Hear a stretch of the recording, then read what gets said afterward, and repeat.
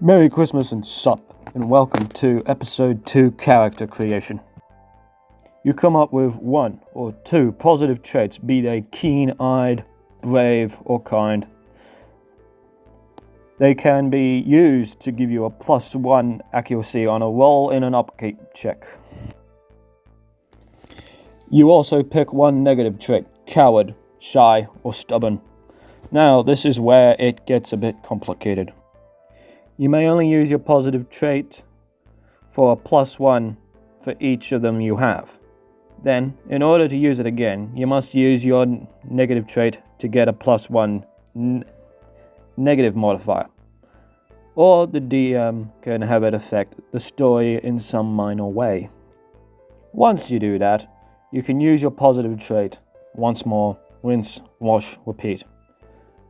Alternatively, when the story jumps through time, say you travel from one solar system to another, the GM can give you the use of your traits back.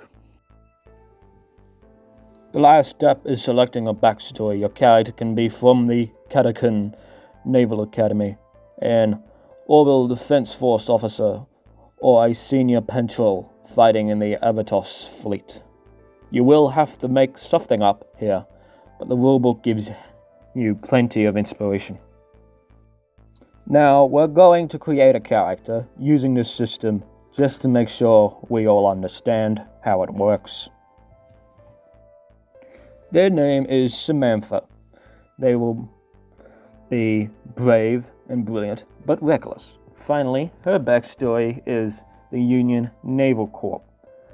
She grew up under the banner of the Union and joined the UNC to protect her home. She left behind her 7 brothers and sisters and hopes one day to see them again after her naval career. Done. That is the amount of work you'll need to put into creating a character for this game. Now, one for the hills before I get into a little unscripted rant about this system. Okay, so one of them, I've played a lot of other games, Dungeons and Dragons, Mutant Year Zero, Vampire the Masquerade Bloodlines. I've also read the rulebook for LANCER, just a mech game. And compared to all of those games, this character creation simple is bare bones at best. It's almost overly simplified. I don't know why they would do it like this. You could have, like, for example, you could have had skills. Like, say you could have had a character who could make that battleship do more damage or make it live for longer. I don't know, like, you could do other things. There's more there's more opportunities here that they're just not tapping, isn't there? Think, like, you're a fleet commander. Sure, it's in the Lancer universe, and I'm pretty sure there's no aliens in there. So you're limited to what a human could do. But you also have the NHPs, the non-human persons, the robots, the AI of this universe. Why isn't there a character customization for that? That would have been interesting. Like, you could be the AI of your own fleet. That would be interesting. Like, you could control it all by yourself. You don't need petty officers or sub-commanders. That'd be interesting.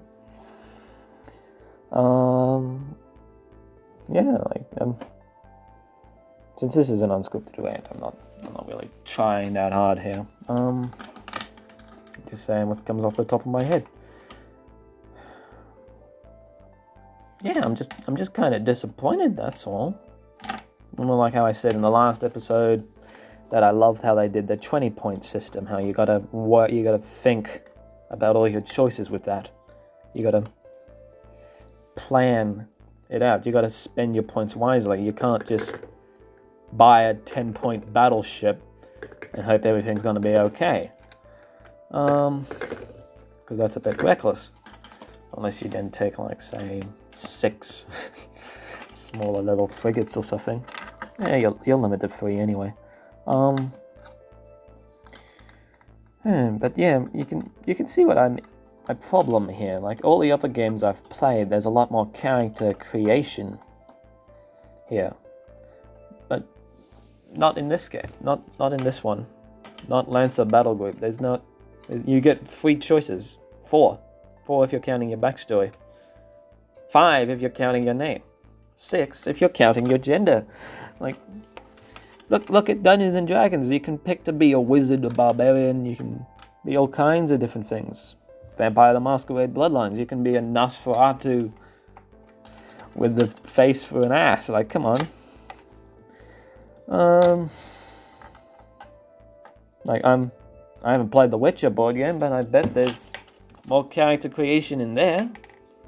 I can see this as being one of the things that a lot of more veteran players to the hobby, like myself and other people who haven't played board games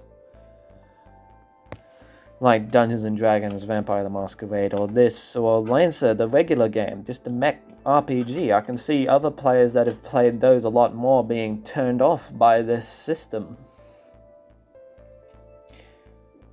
But it would be bad form for me to not suggest a way to fix it. Like, I'm trying to get into a routine wherever I nitpick something, I also give it some feedback so that it can be better.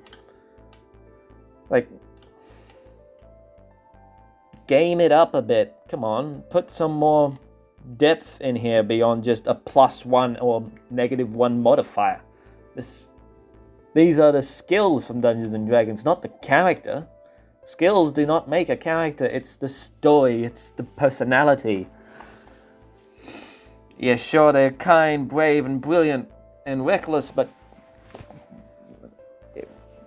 how are you going to sit there and go, oh, so I gotta roleplay brilliant for the next couple of seconds because I'm going to be using my brilliant trait? What are you going to do? You're gonna pull out some lie and ruin the DM's plan and say, oh, I noticed there's a weak point in their ship and I shoot it.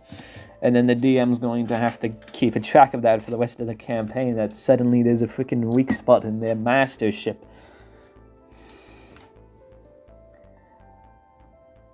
Like, come on, like, if you've read the rulebook, you know that there's a whole bunch of ships that you can select from. I can't even count them on my hands. There's so many. I think there's at least 20. Yeah, like, and there's heaps of character customization for your ships.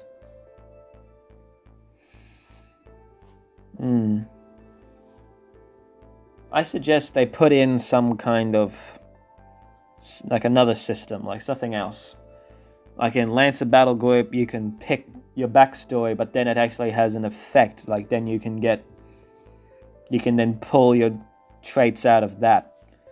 So then you can be from the Caracan Naval Academy and be well taught, but pompous or something. Like, you refuse to get your hands dirty, you refuse to do this or something. There's an idea. Like, have your actual backstory do more than just fluff. You could also have traits. You could also have like a class kind of system. Like, you could be, say you're a veteran commander and you get +2 instead of +1 or something. Or you can be a rookie and it lets you re-roll a dice. Call it rookie's luck or something. You could be, again, an NHP. Like, think about all the fun you could have with that. You're an AI controlling a fleet of ships. And think about that. You could have, like,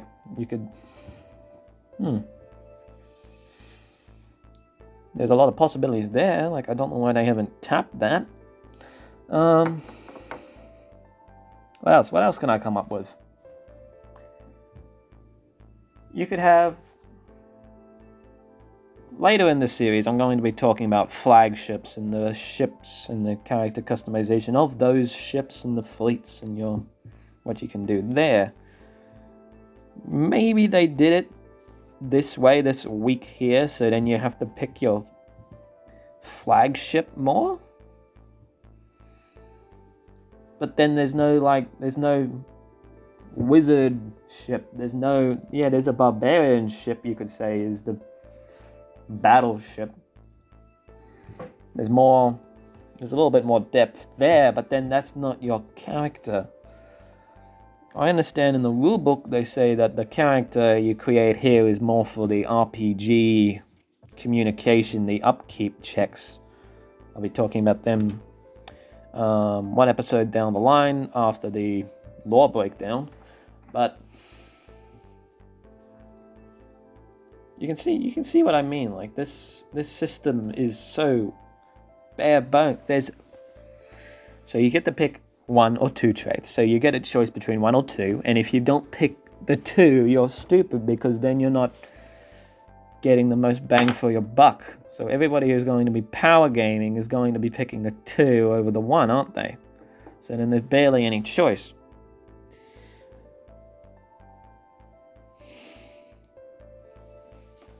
And then you get your negative trait, which most people are going to be picking something a little bit more specific than reckless. Say, scared of spiders. And then like that'll never come up with the campaign. And this system's so bare bones, there's a very easy way to abuse it. Like I was saying, like if you don't pick the 2, you're basically nerfing yourself for the rest of your campaign. Your backstory has nothing. I suggest, if you're DMing this game, I suggest you have the actual characters' backstories mean something. Like say if you're one character's a captain for the Harrison Armies, the Hammond Armies, the Harrison Army. You know what I mean, like the Harrison. Why can't I talk? Maybe because I haven't had my iced tea today. Alright, the Harrison Army. Armory. Harrison Armory. There we go. Harrison Armory. Those guys. Maybe if you're fighting for the Harrison Armory, and one of your teammates is from the Cadican Naval Academy, then maybe there can be some tension there, like give them an option to shoot at each other during combat or something. There's an option. There's an idea. I'm just thinking, like, there should be more here. Like, go with my rookie and veteran commander idea. Like, think of all the other ones you can have there. You can have, like, be a medical officer. And then whenever your ship gets destroyed, you can roll a d6 or something, and then you can recuperate that many of... You can save that many of your own soldiers or something. Say you're a crack fighter pilot who's climbed the ranks. Then you got, like... You can take like an extra tactic once per battle with your fighter squadron. There's an idea. Go on, give us some more depth, some more meat to bite into here. Because all I'm tasting is bone and marrow. There's nothing meaty, there's nothing flavorsome here to my eyes.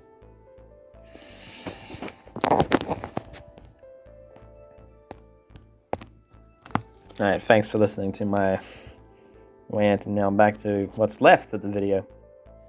Next time is the lore of LANCER Battlegroup, and then a breakdown on upkeep checks. Merry Christmas, Happy Hanukkah, whatever else you may do, like, come on, I can't know all of them. And a Happy New Year. Let's hope it's better than 2020, because I'm sick of being stuck in snow. Good night. See you next time, Commander.